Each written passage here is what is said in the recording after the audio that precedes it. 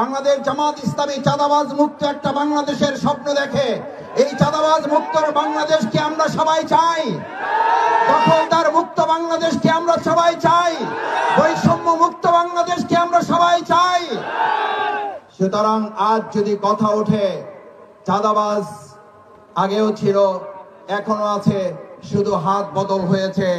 আমরা পরিষ্কার ঘোষণা দিতে চাই, চাঁদাবাজ যে দলেরই হোক, সে যদি বাংলাদেশ জামাত ইসলামীর একজন সহযোগী হয়, তাহলে ডেমরাবাসী আমরা সবাই মিলে তার মোকাবেলা করার জন্য জুলাই আগস্টে যেমন ভূমিকা রেখেছে, তার কয়েক গুণ ভূমিকা রেখে চাঁদাবাজ দখলদারদের বিরুদ্ধে জীবন বাজি রেখে বাংলাদেশ জামাত ইসলামী ভূমিকা রাখবে।